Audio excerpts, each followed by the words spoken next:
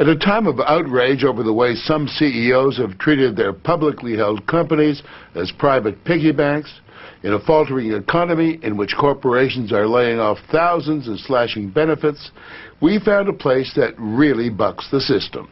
A company that, as we first reported last October, treats its workers like royalty.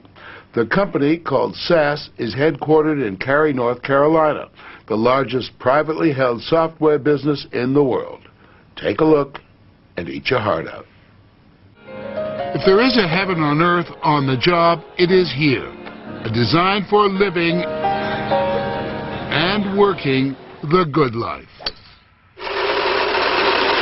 It all started when SAS started 26 years ago with free M&Ms every Wednesday. Those M&Ms grew into a collection of perks so vast that even longtime employees like Mark Britt are slightly astonished. Obviously, when you talk to people who've worked in other places, it's really hard for us to complain. And we catch ourselves sometimes complaining, and then we go, I can't believe I said that. To atone for the M&Ms, SAS provides a 50,000 square foot state-of-the-art fitness center where the software programmers and assorted techies can burn fat, pump iron, and shoot pool even during working hours. If there are out-of-shape employees at SAS, we didn't see any. Not on this basketball court or this one.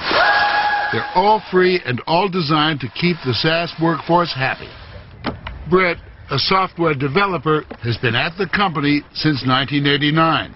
I just can't imagine leaving SAS, and I've felt that way for a very long time. If somebody offered to double my salary, I wouldn't even think about it. Like his colleagues, Mark works a flexible schedule. The company, which creates business software, encourages people to get their work done in a 35-hour week. Mark adheres strictly to the SAS dress code, which is no code. Laid back is the unofficial posture here, convenience the motto. Like the on-site car detailing, the putting green, and of course, the masseur. They want you to enjoy your work and not feel stressed or in pain. The author of all this pampering is Jim Goodnight, a lanky, laconic billionaire, the co-founder and CEO of SAS. You understand how people will be amazed, shocked by the way you treat your people.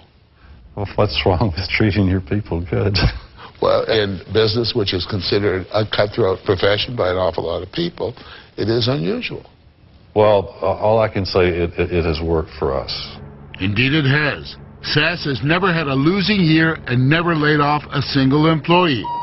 Last year, they sold $1 billion worth of their analytical software to America's biggest corporations.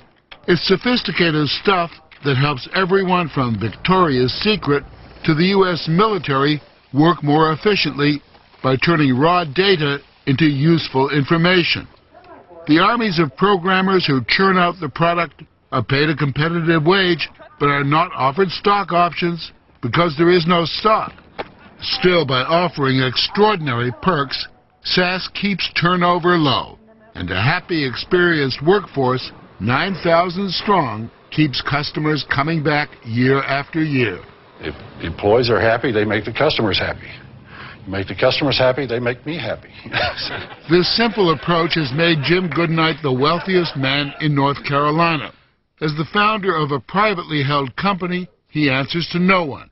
No shareholders, no board of directors, no clutch of Wall Street analysts.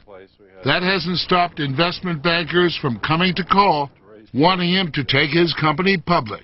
So far, Jim Goodnight has told them, good night. There is no trust anymore in public companies. I think it's an excellent time to be private. But do you think any other company, a public company, could take your model and make it work? You have to have the commitment of the CEO to stick with it. You can't just have a weak quarter and then all of a sudden start bailing out and cutting things. I am basically my own board, so I don't have to worry about pressure from the board or being fired if I don't improve earnings. Goodnight says it's pressure from Wall Street to please shareholders by delivering rising quarterly earnings that has poisoned the corporate well. There's no possible way I can tell you what my earnings are going to be to the penny each quarter. There's only one way to get there to the penny, and it's you have to cook the books. And walk the walk. The millionaire perp walks to be found all over the evening news. 2 WorldCom executives charged, fraud and conspiracy. Meanwhile, the company laid off 26,000 workers. Andrew Fastow of Enron charged, conspiracy and fraud. So many top brass, like former Enron chairman Kenneth Lay, I must respectfully decline to answer. Now tarnished brass. And there's Kozlowski of Tyco, Regas of Adelphia, both indicted, both accused of outright theft. Given the stuff that's going on right now in corporate America, I don't want to be labeled as a public CEO. I want people to know I don't have to cheat and lie and all that stuff. His style of management flies in the face of a culture of corporate greed. While benefits are shrinking at most corporations, Goodnight offers the kind of perks that working parents dream of. 850 SAS kids spend their days at one of 4 SAS Montessori daycare programs. The cost is about 1/3 of what it would cost in the real world. But in the real world, daycare is not right next door. No, we're going to go have some lunch. And a short walk away is a company cafeteria unlike any other. A little Gershwin to help the digestion and calm the kids. The words to the song, "Someone to Watch Over Me," seem a little redundant.